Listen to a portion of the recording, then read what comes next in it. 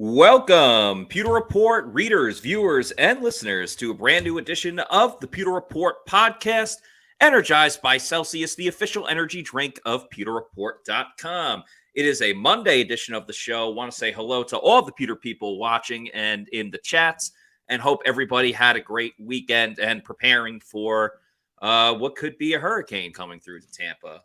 But until then, we'll worry about that when it gets here. But until then, we still got a lot of Bucs stuff to talk about. Obviously, the Pewter postgame show on Saturday was very much around the injury to Ryan Jensen, which we will talk further about today. But we also want to expand a little bit more on the starters that we saw in the preseason game, both on offense and defense. And, of course, the Bucs are constructing their roster at the moment. Been a fair amount of roster cuts already. More to come by Tuesday at 4 p.m. when the deadline is set. So a lot to get into on today's show. I'm your host, Matt Matera. Joined with me is the face that runs the place at PewterReport.com, SR Scott Reynolds. Scott, how's it going?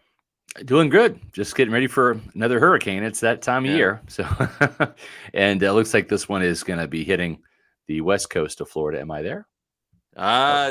Don't see you there. I see you like on the other graphic, but in the meantime, might as well follow us on our social media on X, Facebook, Instagram, and Threads. And as Scott gets his computer going, we'll get to some people in the chats. Just a reminder, as Nathan says, hello to everybody. Just a reminder to everybody at 4 o'clock. Sorry, at 4:20. The show already started at 4 o'clock. At 4:20, we will have roll call going on. Where I'm going to go on a rant today. Probably talk about something on the Bucs defense. That's kind of what's on my mind at the moment. Scott Reynolds still not there. It looks like he's there, but he's not. I know. We can hear Scott, so maybe we'll just have a graphic-filled show. Yeah, I mean, I've checked my settings, and everything looks like it's hunky-dory. Got the FaceTime camera on. Everything. I'm not sure why it's not working. Let's see. All right, we're going to carry on. So you can hear me, though, right? Yeah, I can hear you perfectly. Let us know in the chats if you can hear us or not. But either way, we're going to put on the best show possible. Exactly. So I was impressed by what I saw from the starters, rewatched the game. And, you know, I think this running game, when you look at the 39 yards that you saw Rachaad White get off 7 carries, that left side of the line is as good as advertised, man. It's just like Dave Canales said, when you look at Tristan Wirfs, 6'5", 345 pounds, as Baker Mayfield said, might even be more than that. I mean, he's a massive man. And then you got Matt Filer, 6'6", 330. Those guys did a lot of damage. And both of those 9-yard runs that Rachaad White had in the first quarter came right behind Tristan Wirfs. We're just going to call him Route 78 because he was an interstate man. He was clearing bodies out of the way. And I think the Buccaneers, too. When you look at most teams, they're kind of like right-handed when it comes to running the ball, right? Usually, and it's changing now. It used to be you ran to the right. That's where your stronger, less athletic tackle was. And then your athletic finesse left tackle was on the left side. That's not the way that it used to be anymore. But it's just a situation where you've got Tristan Wirfs who can absolutely maul people on the left side, just like he did on the right. In this right side of the offensive line with Luke Gedeke and Cody Mauch, Matt, I think their strength is running the ball right to the right side. So now it really poses some problems for the defense. You can't key on, well, if they're going to run, we got to load up to the left side of our defense, go up against the right side of that offensive line. This is a team that can run to the left, run to the right, up the middle. And I think, again, with the different personnel groupings and different personnel formations that they're in, to me, this offense is really set up to do pretty much anything it wants to with this offensive line. Really pleased with what I saw. Yeah, I want to get to a video from Dave Canales on Thursday where he's talking specifically about the offensive line and the way that it's constructed. And I find it quite interesting, which is why I want to play it again, and then I'll give my thoughts on the offensive line. On the right side of the offensive line, we've seen some of the starters get some action in the preseason games. What have you seen from Cody Mauch and Luke Gedeke anchoring that side? I mean, you just see a really athletic, aggressive side of our offensive line.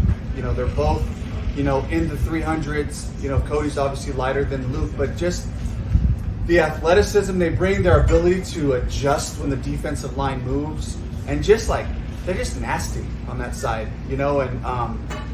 and so I'm excited about that side being the athletic side, and then I got this massive left side with Tristan and Filer, and Hainsey is kind of like the brains that kind of holds it all together, right now. So.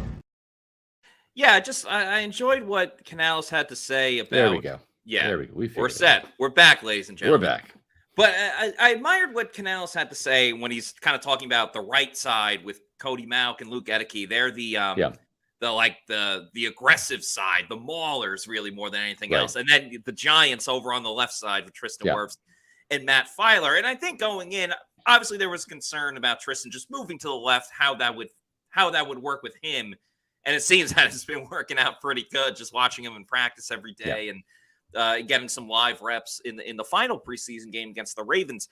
But the key to this whole thing is from Robert Hainsey, who we now know is going to be the starter for the whole season. From Robert Hainsey down to that right side, can they hold up their end of the bargain? Because I think Matt Filer at left guard has actually looked pretty good. Again, just watching him in practice and didn't see any issues in the game itself. But the emphasis on the run game, which Dave Canales has hammered home, whether it's been on the Pewter Report podcast, whether he said it in various press conferences, that's going to be the key for this team this season. And Cody Mauch, that's what he does well at. He actually struggled in it a little bit earlier in the preseason, was better at pass blocking, but I feel like he'll be able to pick up the run blocking even better. And Luke Edeke, what are we going to get from him? I don't totally know just yet, because it's been a mixed bag of tricks so far with Luke Edeke. But you at least have a foundation. That's why they've been building this chemistry since the beginning of training camp. And with the creativity of Dave Canales, I think that is going to help mirror or mask, I should say, a lot of the issues with this offensive line. Yeah, and I really believe that Tristan Wirfs, who's playing left tackle now, and Luke Edeke, who's at right tackle, both those guys are going to get a really pretty good test. It's going to be a good measuring stick game when they go to Minnesota in week 1. Not only do you have to deal with the crowd noise in that dome stadium, Matt, but you've got Danielle Hunter and you've got Marcus Davenport, right? Two big, rangy, long, athletic outside linebackers, rush ends that can really they're pretty stout against the run, but they can also get after the passer. And so I think this is going to be a good measuring stick for them. That they did face a lot of Ravens backups on Saturday night, but you know what? David Ojabo was a high pick by the Ravens, and there's talented guys that they went against, but I think it's going to step up in week 1, certainly in that dome with the loud noise and all that. So we're going to get a little bit of a litmus test early on to see what these guys can actually do at their respective new positions, and going wire to wire in a game too. It's great to do it for a quarter, but second quarter, third quarter, fourth quarter, playing that entire 60, 65 plays in a game, and it will be air conditioned. That's the nice thing. They're starting off in some climate control conditions up there in Minnesota, but we'll see. I'll get a super chat here. We really appreciate the super chats we got on Saturday too. You guys really lit it up, and that was awesome. Nick Bowen starts things off today with the $1.99 super chat. You heard anything about this year's uniform schedule? Yes. They're playing in the creamsicle uniforms on October 15th. And then after that, I do know for a fact that they will play in their all pewter uniforms for one game. I believe it's going to be a home game this year. I'm not sure which one that's going to be, but they are going to use the all pewter uniforms for one home game. And my guess is the Buccaneers will probably start off. You're going to see the white on white look right against the Bears, because that's going to be a hot game. That's going to be their season opener at home in week 2 against the Bears. So my guess is you're going to see the white on white look there. They usually open with that. Don't usually see the red jerseys with the pewter pants or the red jerseys with the white pants as they broke out for Saturday night's game against the Ravens. So later in the year. So that's kind of what we're expecting. Probably a lot of white on white, and then you're going to have white on pewter. And then, who knows for the road uniforms, right? Because the home team gets to pick and choose. And sometimes you've got teams They like to go with their colored jerseys at home. And then sometimes, like, for example, in the season opener last year against the Dallas Cowboys, Dallas always wears their white jerseys and silver pants as much as they can, especially at home for all their home games. So the Buccaneers started off the season in the red and white uniforms last year, red jerseys and white pants. So we'll see what Minnesota's going to do. Usually they're purple at home, so I would imagine either white on white or white on pewter to start the season. I hope that we get to see the red jersey earlier in the season. I do agree with you. I think too. Bears, that's going to be white. I think it's going to be white jersey the first two games. Yeah. I would like to see the red jersey pop off on Monday Night Football against the Yes, I'm with you. Have it. It's going to be at night. Isn't as much of a factor. I mean, they just wore it at night for the last preseason game. So I think that's an not to wear it. And I feel like in the past couple of seasons, the Bucs have went really heavy with the white jersey. And I think part of that was because, we went on the Super Bowl run wearing the white. Right. I'd like to see it fluctuate back towards the middle now. I want to see a little more red implemented. Obviously, Creamsicle coming back is awesome. Right. And the Pewter one as well. I know we're big fans of. Yeah. It's the name of the website. But I want to see the red in a little bit more than I agree. I would either go all pewter for that Monday night game against the Eagles. That'd be kind of cool. Or go, like you said, with the red and the pewter. I think that would be cool. I would save the pewter jersey for a more winnable game, only because the Bucs jerseys in the pewter right now, I want to say they're 1 and 2 because they beat Denver. That was the infamous Pat O'Connor blocked punt. That's right. Yep. And then they lost to the Rams. They lost the Rams twice in them. They lost out there, in LA as well as here back in 2020. And then I think they beat Atlanta in the pewter jersey. So they're 2 and 2 with the pewter. So let's get that pewter winning record. I'm all about it, man. I love it. So hey, listen, you know what we're all about too? On Mondays we do this awesome thing. Not yet. We got about 7 minutes. We just want to tease it because we didn't have a chance to do it last week because we had a show on Tuesday. But we do this little thing on Mondays, and you might have heard about it. It's called. Let me find the graphic here, and I'll have Matt Matera give it a little shout out. Roll call. I can't do it as well as Rondé Barber when he did it, but roll call coming up at 4:20.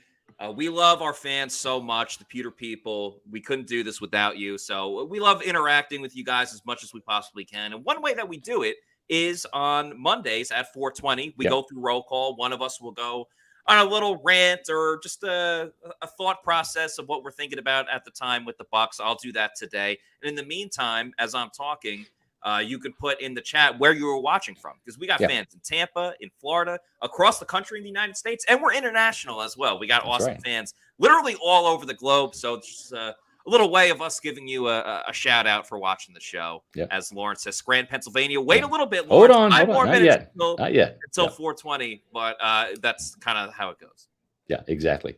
So let's talk about Ryan Jensen real quick. We'll kind of get the Jensen stuff out of the way. Then we're going to talk about roster cuts as well as dive more into the Bucs preseason finale, the 26-20 win over the Ravens. Had a chance to rewatch that film, and there's a lot of good stuff coming out of there. But that was the bad news right there. That news broke in the third quarter. Jason Light on WFLA News Channel 8, our TV partners, was on there breaking the news that Ryan Jensen was going to go into reserve. Not really a surprise. That's something Matt and I have talked about here on the Pewter Report podcast for a long time.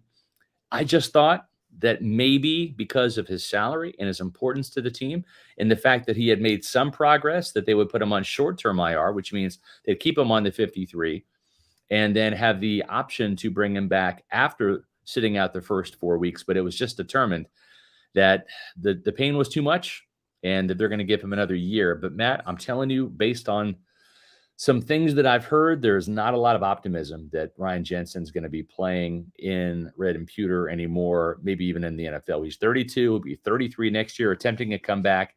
And as Jensen even mentioned, this is a cartilage issue now. It's not even a ligament issue. It's, you can have surgery to repair those ligaments. You can get them sewn back together. You can have a cadaver put in there where you're essentially taking the entire ligament out and you're replacing it with a cadaver ligament. But his ligaments healed. He didn't have a full tear. It was a partial tear of the ACL. So that healed, but he got stem cell therapy to try to regrow some cartilage. And that's the problem, is the cartilage is what kind of keeps that joint from being bone on bone. And that's where you get the pain, is when there is no cartilage or there's cartilage damage. Then it becomes bone on bone, and then it becomes excruciating. And walking around without cartilage in your knee is one thing. It's another thing to play football, tackle football. And cartilage, once it's gone, does not come back. There have been some stem cell therapies and treatments where they've had some success. But, Matt, that's basically for people that are not professional athletes. Right. Those are might be weekend warrior types, or people that just, hey, I had a severe accident and I want to be able to walk around without being in pain again. But we're not talking about guys that are playing tackle football for a living, professional athletes. So that cartilage did not have the level of success in terms of the regeneration that the stem cell therapy was hoping to achieve. And that's where we are. And this is a guy that's not 23. You flip those numbers around, he's 32. Yeah. And I love Big Red. He has been one of Jason Light's absolute best free agent signings. Had a Pro Bowl season, really played at a Pro Bowl level. 2019, 2020, 2021. Those were kind of those 3 years were kind of his golden years here, where he was a damn good center, highest paid center, well worth the money, brought the attitude, the fire, the toughness, played through pain. It just, I think that they're at the end here. And they do have Robert Hainsey, Matt, who is going into his second year as a starter. Your thoughts on Hainsey? He's got 17 games under his belt as a starter from last year. He's bigger, stronger this year. Yeah, so Todd Bowles has a couple of phrases he uses all the time, and now that I think about it, they rhyme. He likes to call people heady players, and he'll also say someone is steady Eddie. He said it a lot about Anthony Nelson.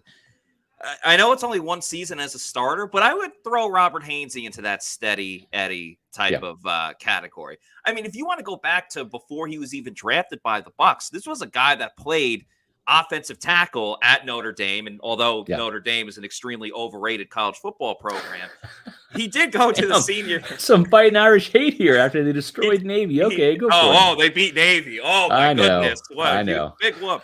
But at the Senior Bowl, he ended up playing all different positions along the offensive line, something that Cody Mauch did as well, by the way, at the Senior Bowl. And that was something that the Bucs front office really liked about Robert Hainsey. So the fact that he was showing that he's willing to play anywhere on the offensive line before he even came to Tampa, then he comes to the Bucs, obviously has to spend some time on the bench, given the stacked, unit that they had. Right. But there's a trust in Robert Hainsey for the fact that, he was willing to play guard. Now he's playing center. He did it with no ifs, ands, or buts, no complaining, nothing like that. Yeah. He, worked out a lot with AQ Shipley in the offseason too. So this guy is doing everything that he possibly can to put himself in the best situation to be successful. And obviously last year was a crazy thing. No one saw it coming with Jensen getting injured on the first or second day of training camp. But now that he's got a whole year under his belt, as Christopher says, I work with a couple of Notre Dame alumni. They are awful to deal with. Well, they just make a cupcake. Almost as bad as Ohio State fans, but go ahead. They just make a cupcake schedule where, we're not in a conference. We're Notre Dame. We could play anyone. So you play nobodies the whole season long. Right. Then you get into the playoffs and you lose by 100 points. It's ridiculous.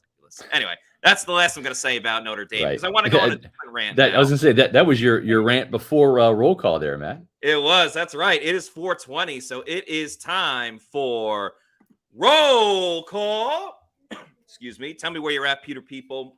Like we said before, we have awesome fans all across the globe. So I'm going to start talking about the Bucs defense, actually, because we spent a lot of time on the Bucs offense. Amen, rightfully Matt. So.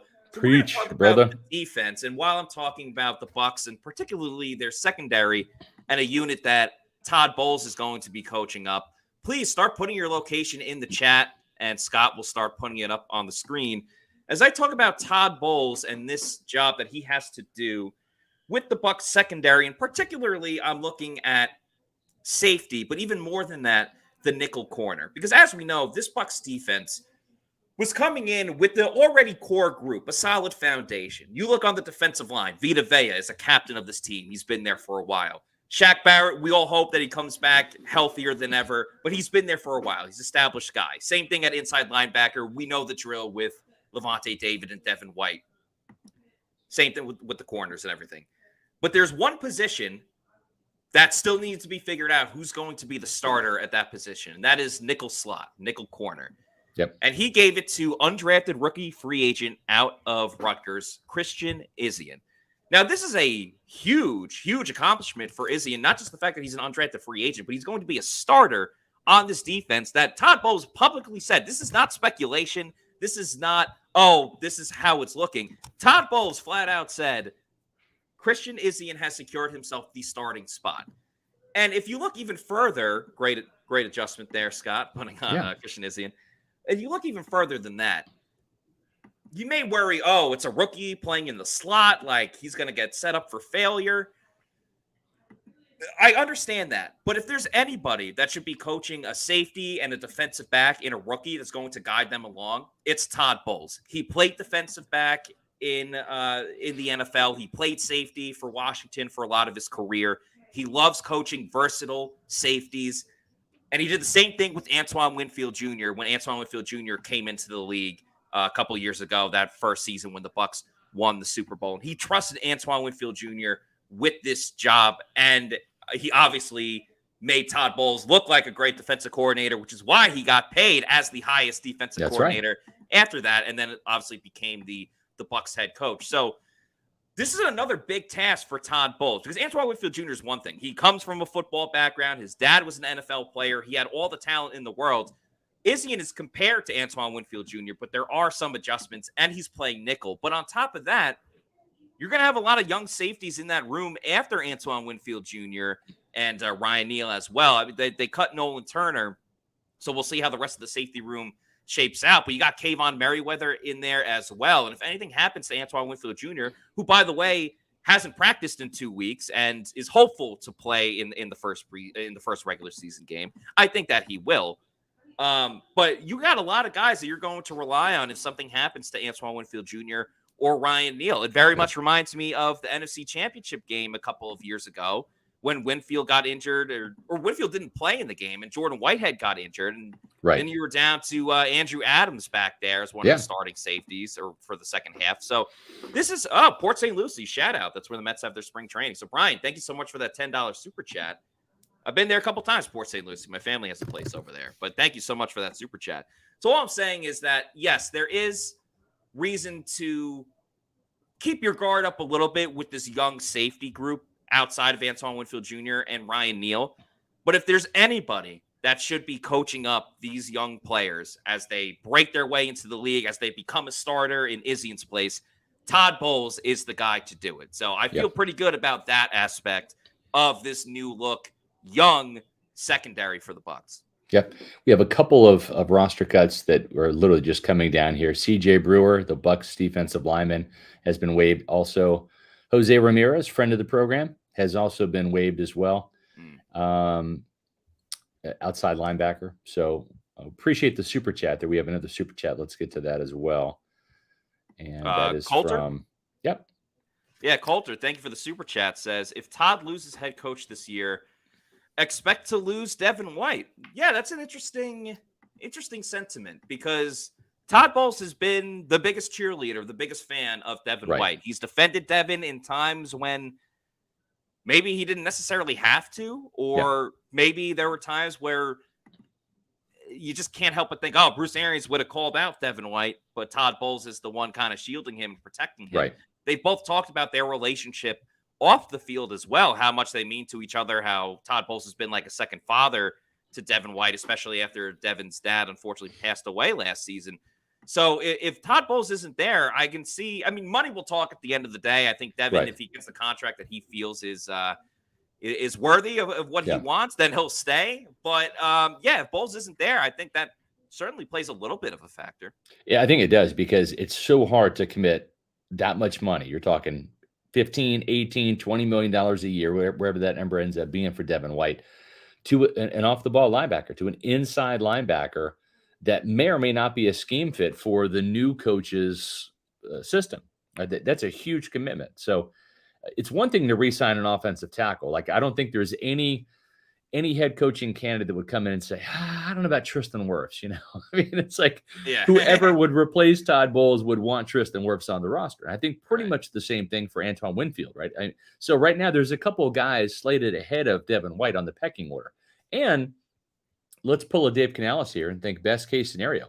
what if Baker Mayfield has a hell of a year at quarterback, right? And what if he deserves, I don't know, $20 million a year? And before you spit your soda out, remember Jameis Winston got that much money in his 5th-year option. So if Baker Mayfield has a good year, takes the Bucs to the playoffs, wins the division, and believe it or not, could put up similar numbers to what Tom Brady did last year. I'm not saying that Brady at 2020 or 2021, but last year's Tom Brady numbers, then all of a sudden Devin's probably 4th on that totem pole, right? Because you got to pay your quarterback. So I don't know. I would be very surprised if Devin White's back, whether Todd Bowles is here or not. They're not really out of salary cap hell next year. They're in a much better place. And if they're a much better place, but the Jensen situation doesn't help either. Correct. Yeah, exactly. So to me, given the pecking order of Wirfs, Winfield, possibly Baker Mayfield, and then Devin White, there's only so much money that can go around. And you're talking mega money for Wirfs, a damn chunk of change for Winfield, starting quarterback money, as JC Allen says, $20 million a year for a starting quarterback. Which is crazy to think, but cheap. It's true. Yeah. Crazy to think, but it's true. Yeah, but it's for an average quality quarterback, and maybe they can get Baker for that. We'll see. Yeah, but Geno Smith, $25 million base. So there you go. Exactly. Yeah, it's really tough to come up with that pecking order because each one is so important. Just kind of like coming up with a pecking order for Celsius energy drinks. That's the right. official Great sponsor. transition, man. Thank you very much. I learned from the best, Mark Cook. Of course, Celsius is the official energy drink of PewterReport.com. It's such a tough pecking order because there's so many awesome flavors to choose from, including their newest flavor, the Cosmic Vibe, which is a sparkling fruit punch. You also got the lemon lime, the sparkling orange. I've had the strawberry lemonade a lot often, the cucumber lime as well. The Arctic Vibe is my personal favorite. So, like I said, so many to choose from. No sugar, no post-energy drink crash or jitters that you might get with another product out there. So if you need to know where to find one, go to the Celsius store locator on their website. You could punch in your address, and it'll tell you the closest geographical location at your local convenience store, Say it. health and fitness store, Walmart, Target, 7-Eleven, or your bodega. Bodega. And after you go to your bodega and you know you want more, because like I said, ton of awesome flavors, get that variety pack, because variety is the spice of life. You can go to Amazon for that. Click on the subscribe and save and have it sent to your residence. Get it in bulk every week, month, quarterly, yearly, whenever you want it. Just make sure you're having Celsius energy drinks. Make Celsius your number one pick, the official sponsor of the Pewter Report podcast. I'm just updating the graphic here. So if you can buy me about 60 seconds, Matt, I'll have this new graphic up, and we'll talk about some of these roster cuts right here. Yeah, absolutely. I'll get to some comments in the meantime. Shaggy says strawberry lemonade, one of his favorites. That's a good Saw one. one in there as well. Cameron with the super chat. Thank you, Cameron. Says, have y'all tried the Mandarin marshmallow? Yeah, that's the fantasy vibe. Yeah, that's the fantasy vibe. Yeah. Another, again, like they have new flavors like almost every single time. So can't go I wrong. like the fantasy vibe. I prefer the orange better myself, and just in terms of the orange flavor. But the fantasy vibe is good. It's just really sweet. Like if I'm in the mood for if I got a sweet tooth going, then that's kind of my jam. But that is a sweet one for sure.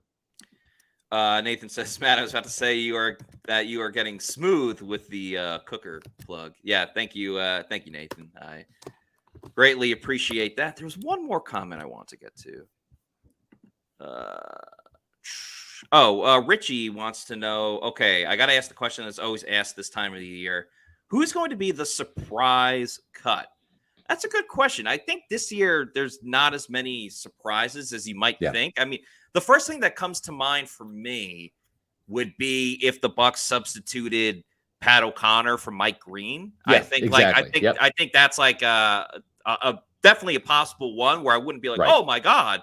But I think that's a possibility. I think Keyshawn Vaughn, if he were to get cut, would be like, oh, wow, he was the longest tenured Buck. But you're not going to see any of the really major ones that we've kind of seen over the past couple of years. Yeah, exactly. So this is kind of where things stand as of right now. I believe this is current, unless they're going to make another roster move here in a minute or two, which they could.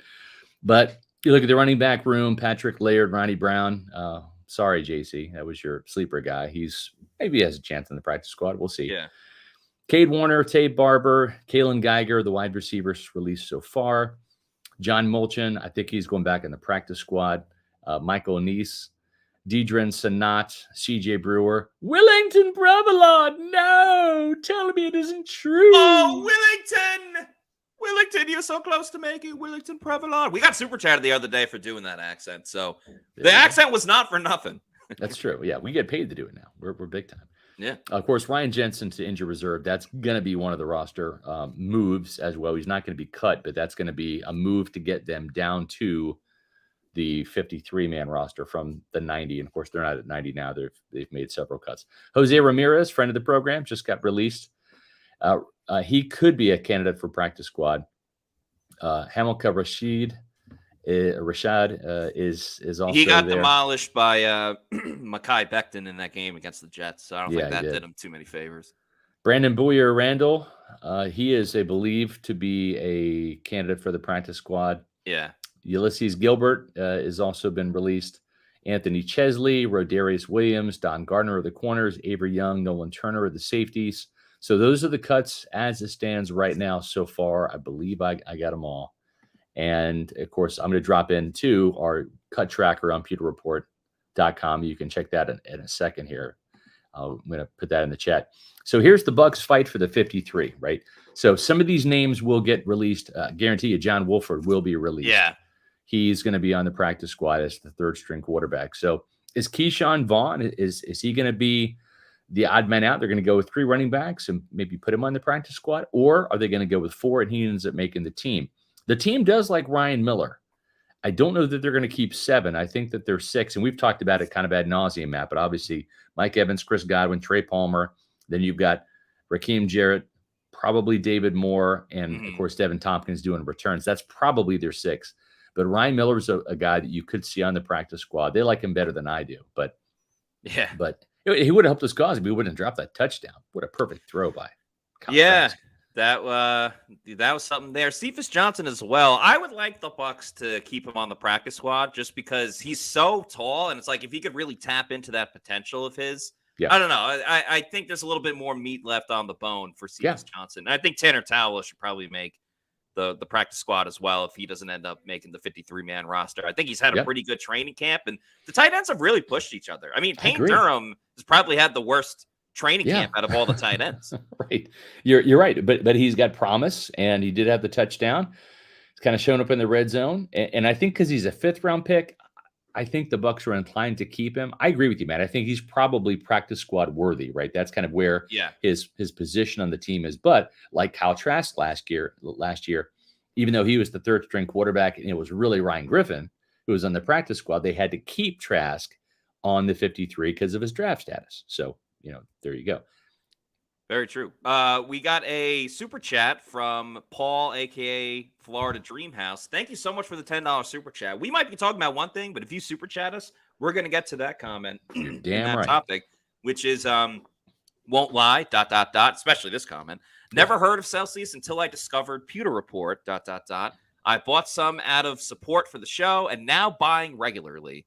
Watching PR and Bucs from Cleveland, rooting hard for Baker and the Bucs. Paul, that means so much to us. Thank you so much. I know Celsius loves to hear that too. Yeah. That's why you advertise. Thank you so much, Paul. That's really kind of you to say. And yeah, appreciate it. Let us know what your favorite flavor is. We'll throw it up on the screen. Yeah. The great thing about that is wherever we go, whether it's out there in Indy for the combine, where we're out there, or we go to the Senior Bowl in Mobile, whenever we're like in a different location. This summer, Ashley and I, we were at the Lake of the Ozarks in Missouri, and I just make it a habit. Go on Celsius.com, click on the store locator, punch in my address, find the nearest Celsius convenience store location, and go grab some. I don't drink coffee anymore, so for me, it's a staple. I got to have it. We did the same thing in Boca Raton on Monday when we was down there for Florida Atlantic visit with our daughter Jillian. It's just so awesome. It's just a great beverage. And also Boca Raton is the headquarters of Celsius too. There you go. So a couple other offensive linemen here. Silas Zanzi might be a guy that they end up liking. Raekwon O'Neal, speaking of Florida Atlantic, Raekwon O'Neal is a player that has graded out pretty well on Pro Football Focus. He might be a guy that is a sleeper, either stick on the 53 or keep on the practice squad. I think maybe more so than Luke Haggard. Chris Murray is injured. Yeah. Probably going to do an injury settlement there, is from what I've gathered. So they like him. He might be a guy that they bring back to the practice squad when healthy, but he didn't play against the Ravens because he's injured. So anytime you want to cut an injured player, you got to do an injury settlement. That's part of the NFLPA. Mike Green is a player, and I have Will Golston on here too. I think Will Golston makes the team, but if you're looking upset, Matt, do you go with the old hand, 30 years old, been there, done that? He brings a lot of value and experience, had a great game against the Ravens, a sack and a half. But Mike Green is a player that has entered each preseason game before Will Golston, right? He's been in there with the twos, and maybe that speaks volumes a little bit. Yeah, so what I'm struggling with Will is he's been great this preseason. Like every single game, he's in the backfield, he's making a big play, he's doing something helpful and beneficial to the team. Yeah. But what I go back to is Will got a lot of playing time last year and, didn't have a sack, didn't have the impact plays that he was making a season ago.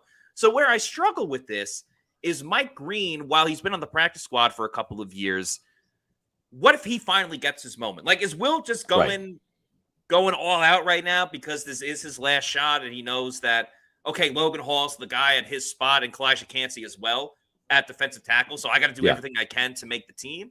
Or is he like, where was last year a misclaimer and Will's going to get back to the Will Golston that we've seen the past couple of seasons before last year? I think Will's been playing so well that you gotta give Will one more chance and see what type of player you get. But Mike Green is really making it tough, man. And I am very, very intrigued by giving him a roster spot, essentially give him the ball and see if he can run with it or not. But that's obviously one of those tough decisions that Todd Bowles has to make. Yeah. So another tough decision here, right? We like Marquise Watts. Just going over to that column on the right now. Yes. Cam Gill, Marquise Watts, Charles Snowden has stepped up, right? Yeah, he had a great game last game as well. Yeah, against the Jets, he forced a fumble right at the end of the game. It's a game-clinching play. He had a game-clinching sack against the Ravens on 4th down. So they like his length, 6'7". I mean, he's built like Anthony Nelson.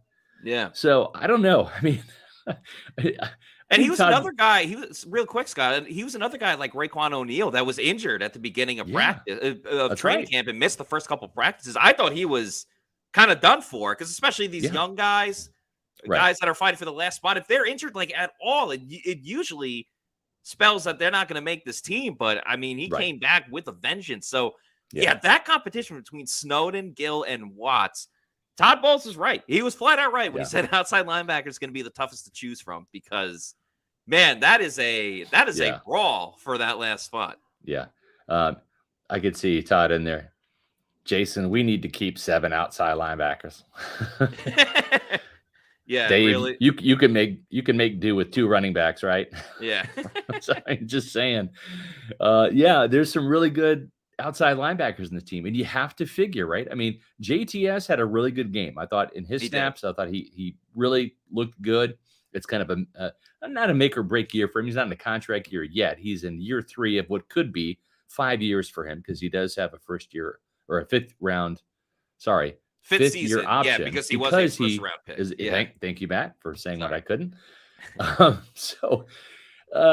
then you got Shaq Barrett, who's in complete prove it mode as well. I think he is coming in with guns a-blazing. He had some really good rushes too, and looks like he didn't even have a torn Achilles based upon what we've seen so far in camp. Yeah, and in the season. But I do feel like at outside linebacker, you do need a little bit of that insurance policy. Because... Pat O'Connor has been released. Okay. Pat O'Connor. J.C. Allen. Pat O'Connor has been cut. I bet you he probably winds up on the practice squad is my guess. But that tells me they're keeping Will Golston and Mike Green because they're going to keep 6 defensive linemen. So Will Golston, Mike Green make this team. I think it probably came down to Green versus O'Connor. We just talked about it. Mike Green is getting in there with the second string. They like his upside, his development. He was a former tryout player last year who came in during the rookie minicamp as a tryout player, made the team, then made the practice squad last year, was on there with Willington Prevalon. Willington. Just wanted to say the name again.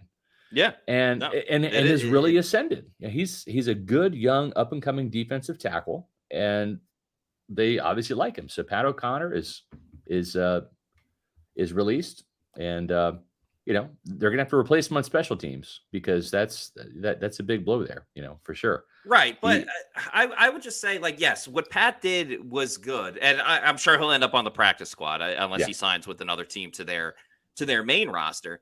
But let's not act like the special teams has been great for the Bucs. I mean, yes, what Pat did was good. He blocked a punt a couple of years ago, which we mentioned earlier on the show. He blocked a kick last year against the Ravens, but I don't know. The whole unit hasn't been good. I don't know if anyone can really make this team at this point because, well, he's been great on special teams for a little bit of a while. As Eric says, Will and Mike Green should be locks then.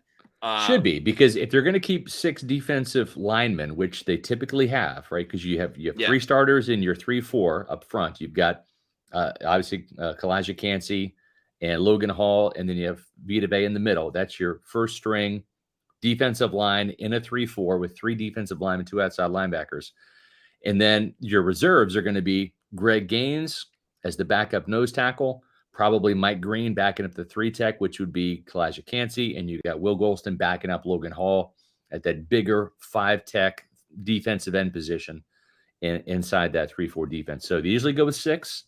They might go with 5, but my guess is I think they have to go with 6 because Kalijah Cansey may not. Yeah, exactly. He might not even be ready for the first game, so you're kind of rolling the dice there a little bit, going with the shorter number. A lot of decisions that the Bucs have to make. A lot of decisions that you can make if you play in Underdog Fantasy's Best Ball Mania, which is coming up very, very soon. It's the biggest fantasy football contest around.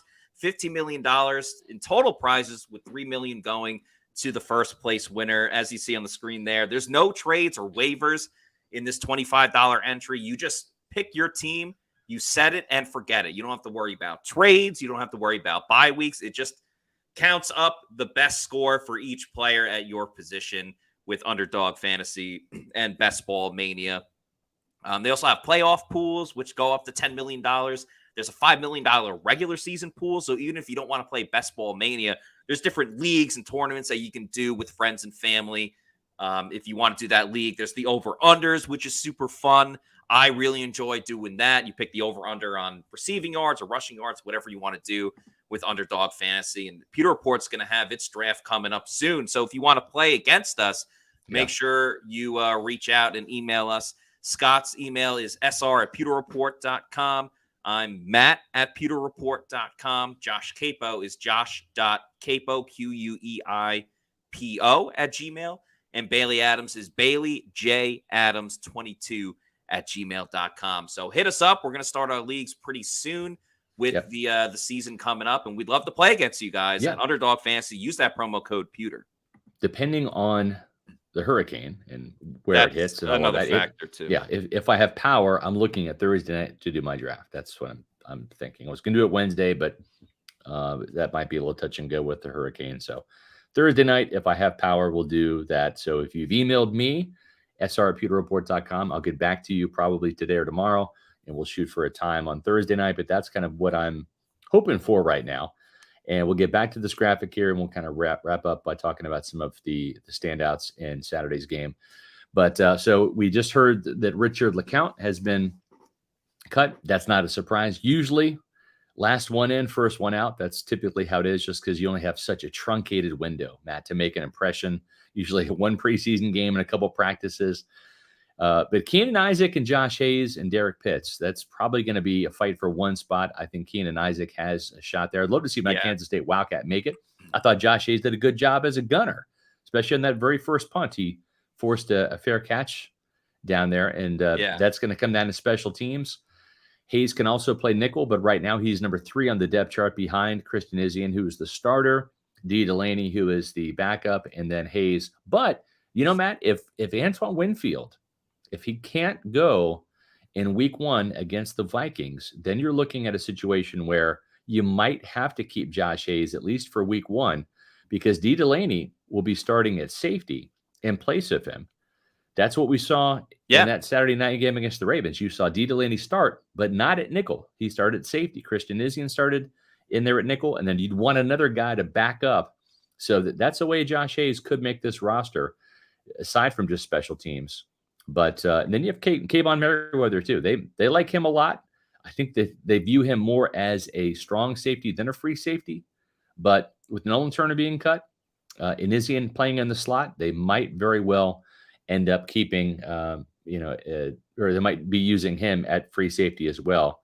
And you have to be able to play both safety positions in Todd Bowles' defense. But it'd be interesting to see if D. Delaney ends up starting in place of Winfield if Winfield can't go. But that's still about a week and a half away, 2 weeks away, really.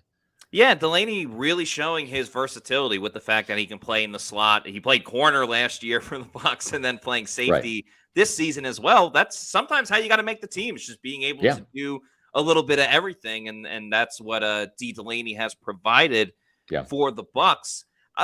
Josh Hayes, I feel like, and Scott, you would know better than me, but it's almost like training camp isn't suited for him because he's more of a physical player. Like he's more of a guy. When the pads come on, he can really show what he can do. Right. So I'd be more inclined to keep Hayes. I thought Derek Pitts actually played well in certain moments, and Keenan Isaac is all over the place. He'll have a 2-interception practice, and then the next day he'll allow 3 touchdowns of 40+ yards. So it's a little tough to get a read on Keenan Isaac, but I do kind of feel the Bucs need. I know Todd Bowles is very anti it. But the Bucs do kind of need a boomer bust kind of guy because they're so hands off on. We're not going to allow the big play, but we're also going to allow 7 yards underneath, and we're not going to get as many turnovers because of it. So I like the idea of having a boomer bust player in the event that we need a guy that can really take the ball away, and Isaac might just be that guy. Yep. So I just checked. We are exactly 5 subscribers away from 11,500. So if you're so inclined, we've got about 266 people right now viewing. And if all of you, Pewter people, are Pewter Report TV subscribers on YouTube, thank you. That's awesome. We appreciate that. If you're not, be one of those 5 to help us get over the top here. I'd love to see it by the time the show ends. I'd love to see us at 11,500. We say subscribe, but folks, it's free. Just click on the subscribe button, and that's it. That's all we need you to do. And it helps build our following of Pewter people just like you. And also, too, when you do watch our Pewter Report podcasts on Pewter Report TV, or any of the videos we do of my Pewter Pulse series, which is new, or any of the videos that Matt puts up from interviews and different clips, there was some breaking news that Matt did a quick podcast on Saturday night during the game about Ryan Jensen's sudden move to injured reserve. Anytime you watch a Pewter Report video, please give us a thumbs up. It helps us get in front of more Pewter people, helps our algorithm on YouTube, and we really appreciate it. So, that's what it's looking like right now from the roster cut standpoint. Remember, we'll do a roster cut show tomorrow. This is not going to be the final 53. They will probably make a couple waiver wire moves as they find other players that they like out there from other teams. I'm looking for it. Offensive line, I think we're going to see someone new in that area. As JC says, hit that like button too, please. Do that. Exactly. Por favor. And I think offensive line is definitely something we're going to see different. I'm wondering what other position. But offensive line, definitely the first one. Yeah. Well, I know I can help them out real quick with one position, and that is real estate agent. That's right. The official realtor of Pewter Report is the Eric Gross Group. Now, I'm telling you right now, if you're looking to buy or sell a home here in the Tampa Bay area or wherever you're from, the Eric Gross Group has got you covered. They've got 85,000 agents in their network. They're part of the eXp Realty Group. And Eric and his team over at the Eric Gross Group, they're just the best. The great part about this is Eric himself, he is a Pewter Report reader. And you know what that means. He's a Tampa Bay fan. He also watches the Pewter Report podcast. He might be watching right now. So Eric Gross Group, they've done hundreds of transactions in this crazy real estate market. They've got all sorts of experience. Eric is a Tampa native. His father was stationed at MacDill Air Force Base. He knows this community super well. And in addition to those 85,000 agents, they have a strong team of vendors that are going to turn your dream of buying or selling a home into a reality. Their clients are not just transactions, they're lifelong friendships. Don't let the stress of buying or selling a home keep you out of the real estate game. Let the Eric Gross Group take the pressure off. Now, here's what I want you to do. Go to their website, housesandfla.com. You tell me if there's a better real estate website out there. You can view their inventory. They've got great information on there, housesandfla.com. You can also find them on Facebook and Instagram at Eric Gross Group. Make sure you check out that website, though, housesinflorida.com, or give them a call at 513-907-4271. No matter where you are on your home ownership journey, you'll feel welcome with the Eric Gross Group, the official realtor of Pewter Report. Let's rapid fire get to a couple of fan questions. Long Lost Glazer asks, why doesn't Jensen just retire now? Because he has a lot of guaranteed money coming to him this season and next season.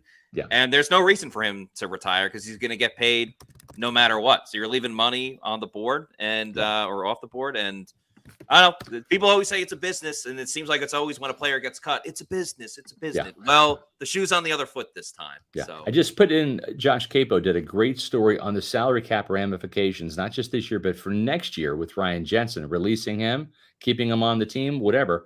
Read that article. I just put it in the chat there. I'm also going to put in the chat our roster cut tracker to make sure that all of your questions are answered in terms of who this team is cutting. We're going to have up-to-the-minute reporting right there. We have our Pewter Report team all over it, so that should be updated. That's the roster cut tracker in the chat as well.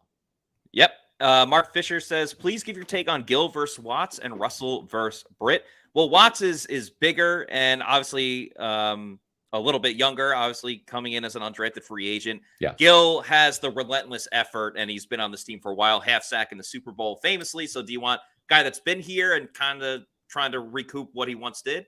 And KJ Britt is injured at the moment, so nothing really there. Joel says you're the best PR. Two others real quick. Bryant Gomez with TGHT says, hey, PR, stay safe against Idalia. I'll be catching the aftermath here in St. Augustine. Stay safe, Florida peoples. Thank you so much for that, Bryant Gomez. Everyone, please stay safe out there. And then Luke has an interesting one. I think he's talking about Ryan Jensen. Says, can he sell me real estate for my retirement out in Colorado? Well, probably. I mean, you're just talking about Eric Gross. Yeah, there's no doubt. The great thing about Eric Gross and the Gross Group is let's say you want to move out of state. They can help you not only sell your house in Florida, but also find your house outside of this market. When I say market, I don't mean just Tampa Bay area, outside of Florida in a different state. They've got 85,000 agents across the country. And if you're moving from, let's say, Colorado into the state of Florida, they can help you there too. They can help you sell your house there as well as find the right house here. Now, all this talk about Colorado has got one thing on my mind, and our longtime Pewter Report readers, listeners, and viewers, especially of our Pewter Report podcast, know what that means. It means Muni Financial. At Muni Financial, we help you live in the now. Congratulations. We're so happy for you. Thank you. And even though the now may feel very different, you still need to plan for the future. How's retirement treating you? Oh, just fantastic. I know I say it all the time, but you really got to come up to Colorado. Let's do it. All right. Yeah. We can help you develop that plan to keep you on track so you can still prepare for tomorrow, today. Muni Financial. Plan ahead, stay ahead. That's right. I made it to Colorado, and I didn't retire there, thankfully. I'm still covering the Buccaneers. Hope that's okay with you, Pewter people. I love what I do. Don't plan on retiring anytime soon. But when I do, I might want to retire to Colorado. It's an awesome state out there. But wherever I want to retire, I know I'm going to have enough money to do it because of my savings and my portfolio at Muni Financial. Now, they've just done a great job taking care of me. I've got almost all of my financial assets at Muni, and they are going to do a really great job for you in terms of managing your wealth. But it's more than just managing your wealth. They offer brokerage and advisory services, legacy planning, retirement accounts, college savings accounts. I got a couple kids in college and a couple more on the way. So I definitely have taken advantage of that. Plus insurance services with 40 years of experience here in the Tampa Bay market and across the state of Florida and across the country. Let Muni Financial help you plan ahead and stay ahead. Give them a call. Muni Financial, 1-800-868-6864. That's 1-800-868-6864. Or visit them on the web at Muni.com. Now, the great thing about Muni is just like the Eric Gross Group, you don't have to be in the Tampa Bay area to take advantage of our Pewter Report ad partners. Muni Financial, they're set up across the country. They're based here in St. Petersburg, but they can help you anywhere you're watching and listening to the show. And the great thing is, Matt, we saw a bunch of people from around the country, around the world, tuning into Pewter Report's podcast. And we love that because it just shows we've got such a huge reach of Pewter people. And we love you guys because you just pushed us over 11,500. Thank you. Oh, let's go. Awesome. There Thank you, the Pewter people. That's so cool to see. We love the Pewter people. And, it's a great way because we have fans all over the place. One way we can all connect with each other is on social media. So if you're not already doing so, please follow us on our social media on X, formerly known as Twitter, Instagram, Threads, and Facebook. We are at Pewter Report, and then our YouTube channel is Pewter Report TV. We have so much content going on there between our podcast 4 times a week. Scott's got the Pewter Pulse. We got different videos of, press conferences and things at practice. I have some videos up there. I'll have some more out there as the season goes along, too. So just please follow us on our social media, like and subscribe to Pewter Report TV. It's absolutely free. So make sure you check it out. One last thing, just a schedule for this week, podcast-wise. We're going Monday through Thursday. Today's Monday, obviously. Yep. All at 4 p.m. If something happens with the hurricane, we'll keep you guys updated and change with that. We're supposed to be at practice on Wednesday and Thursday, but that may change given everything going on with the weather. But we'll have a podcast 4 times this week, 4 p.m., Monday through Thursday. So that's just some housekeeping for you guys there. Exactly. Roster cuts coming down tomorrow at 4 o'clock. The Buccaneers never released their final roster cuts at 4 o'clock. It'd be great if they did because it would sync up perfectly with our show. But we're going to have most of those cuts anyways, and we're going to probe our sources and see if we can't get the entire list for you guys by tomorrow at 4 o'clock. So that's cool. But as I said before, we just dropped the link in for the roster cut tracker on pewterreport.com. You can check that out. And that's updated whenever there is news. So we've got a ton of roster cuts already on there. You guys are blowing up our website. We've had great content from Matt, Bailey, JC, Josh, James, Adam. Everybody has. I've thrown a couple stories in there. My 2-point conversion's done pretty well, thanks to you guys. So appreciate all of the love you're giving pewterreport.com. Again, we do it all for you guys, right? Yeah. And you Pewter people just fuel us with the super chats, with the subscriptions here to, and just great conversation and great back and forth. Great you guys questions. are hilarious too. Awesome questions. So we want to make it as super interactive as possible, and you guys are obviously a huge part of that. So thank you to all the Pewter people. That's going to do it for us on this afternoon show. For Scott Reynolds, I'm Matt Matera saying thanks everybody for watching, and we will see you tomorrow for another edition of the Pewter Report podcast. Stay safe out there. Peace out. Out. Later. Stay away.